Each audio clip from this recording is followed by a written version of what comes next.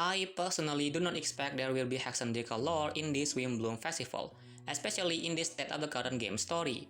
There are already two big factions that have big role in the story, and yet we still don't know the whole thing about them.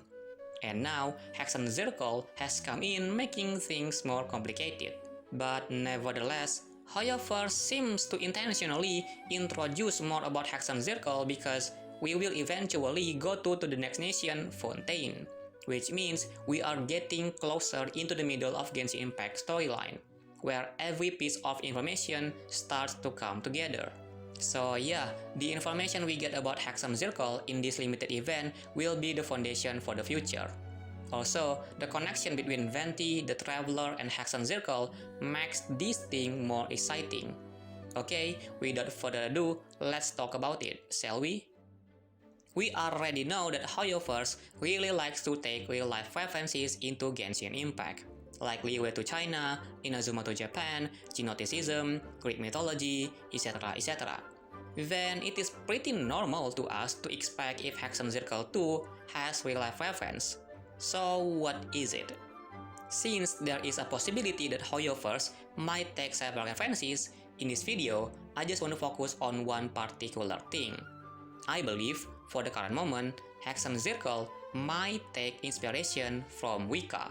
Wicca in Old English means witch, and in modern terms, Wicca is the religion of contemporary pagan witchcraft, which obviously still relates to witches or mages.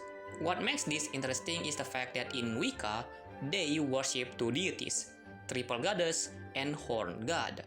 As you might expect, these triple goddesses are indeed the three moon goddesses, and the Horn God is the god of nature, also known as the sun god. Triple goddesses are often described as the maiden, the mother, and the crone, meant to symbolize the different stage of life and the moon.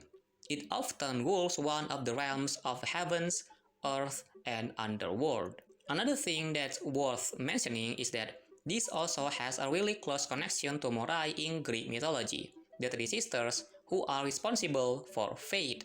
Now, we can see the pattern here. If we apply this to Teyvat, we can draw some connection. For example, we can theorize that the moon in the overworld of Teyvat is linked to Earth, while the moon in Spiral Abyss is linked to the underworld.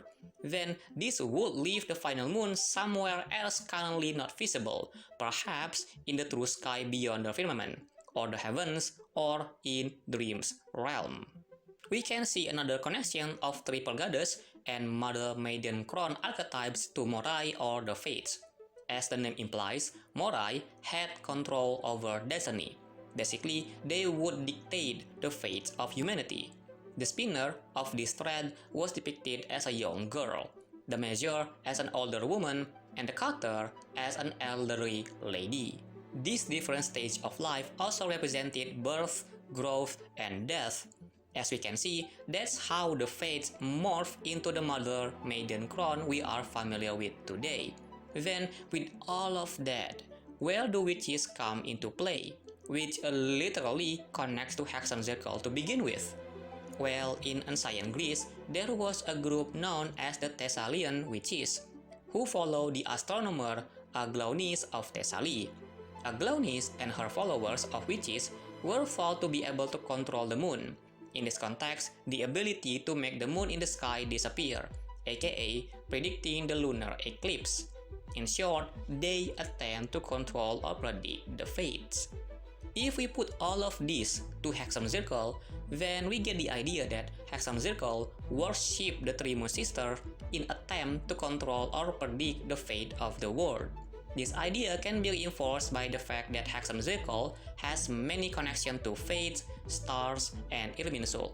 Not only their appearance, but also their individual actions, like hydromancy, preserving history, experimental with fates, guidance, and so on. What makes more interesting is that Scarlet, the successor of Ji, used to think that this group could control the very fate of the world. So there is an impression from the outsider to think Hexenzirkel has its own pretty unique path, or I should say, agenda. But Alice seems to deny or hide that impression. On top of that, this revelation about Hexen Circle is quite coincidence with 3.5 Archon quest Caribert, where in that quest, it was talking about the Loom of Fate. You see, we are onto something here. It seems like the Abyss Order and Hexen Circle have the same ground, and that is about the Fates.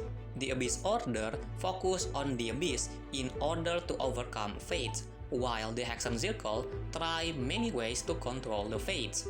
And you know what? Hexen Circle has one important key, and that is Venti.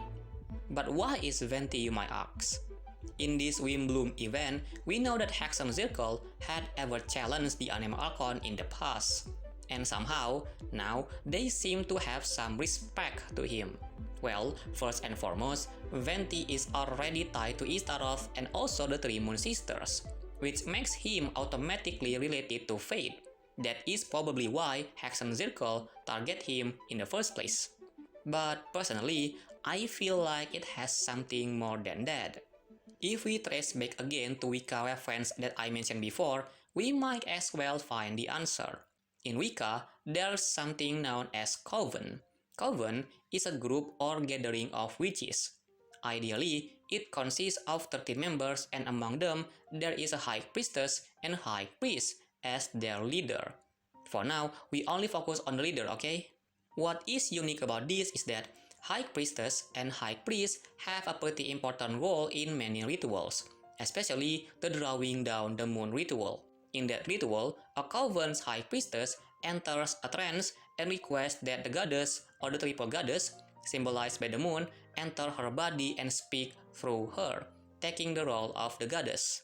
So, since Hexen Circle can be included as a Coven, then it is natural for them to have some sort of leader, aka High Priest or Priestess. And this leader also needs to have a close connection to the triple goddess. Now, who's in the story that is really suitable to be that High Priest? The answer is Venti, and yeah, based on this speculation, I would say that Venti is Hexen Circle High Priest. The reason why Hexen Circle challenged the Anemo Archon in the first place could potentially mean they want Venti to be their High Priest. But yeah, the way they ask Venti is indeed quite eccentric. To support this speculation even further, most of the rituals require the members to sing, and the meeting place of the Coven is commonly located in the house of the priest or priestess or a member of the Coven. We already know together that in this Windbloom festival, Venti asks the Hexen Circle to resolve the conflict through music and song. Also, for the meeting place, they choose Mondstadt, which literally is the location Venti is at. So once again, is it all coincidence? In summary, Hexen Circle has the same ground as the Abyss Order, which is to control fate. In order to achieve that, Hexen Circle does many things related to the Moon Sister, the stars, and Irminsul, even persuading Venti to become their High Priest. So yeah, that is all of it, right? Wait, I feel like we have one last question to solve, and that question is, why do Hexen Circle need to control fate in the first place? Does it have something to do with the Traveler? The answer could be that they just want to satisfy their own curiosity. That is a very valid answer. But for me, I want to propose another idea. Remember when I said that the Abyss Order and Hexen Circle have the same ground? It means that Abyss Order and Hexen Circle could potentially oppose each other regarding fate. Abyss Order pick interest on the other twin to continue Loom of Fate, while the Hexen Circle picks interest on the Traveler for a certain thing that we don't know yet.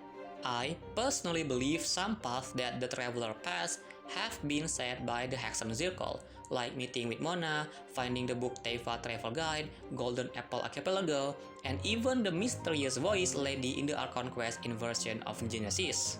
From that example, it seems like Hexen Circle is guiding and providing the Traveler in the background to achieve something. But why is that? Well, it could be because the Traveler is the sun, or the star. We come back again to Wicca reference here. We need to remember that in Wicca, they worship two deities, the triple goddess and horn god, or the sun god. We already talked about the triple goddess before, and now this sun god could be the traveler itself. The traveler has many references to the sun in the game, whether by its appearance or hints in the story and lore. So it is pretty reasonable to point the traveler as the sun god here. But how the Hexen Circle know if the traveler is the sun or the star? Well, it is quite simple. There are Barbeloth, Mona's master, who is really expert in hydromancy. If Mona can sense Leonard constellation falling, who couldn't say that Barbeloth can sense the traveler coming into Teyvat? Nicole, the one who can sense the disorder of the world, Grandmother possibly creates primordial human project based on the traveler, and Alice, the one who knows the strange existence of the traveler. Lastly, I want to note that I don't mean Hexen Circle worship the traveler, but rather they know the true nature of the traveler and want to do something with it. For the current moment, I don't know what that something really is, the reason why they do that. If I could guess, then maybe Hexen Circle gives the traveler assistance to observe them to know how they can overstep fate. So yeah, there it is, my speculation regarding Hexen Circle. There is still much information we might have in the future that can change our perspective now. At least, for the current moment, we can witness the mystery behind all of this. Please comment below, did you guys enjoy the Windbloom Festival? Does what you think align with the speculation that is represented in this video? Or do you have a better idea or some additional notes regarding Hexen Circle? To be honest, I really want to talk about the recent discussion about how many Hexen Circle members, their connection to nation, their odd initial letter name, etc, etc. But since I don't want to make a long video, perhaps I will talk about it in the future. Regardless, I hope you guys enjoyed this video, and if you did, please like this video and hit the bell icon to stay updated on my videos.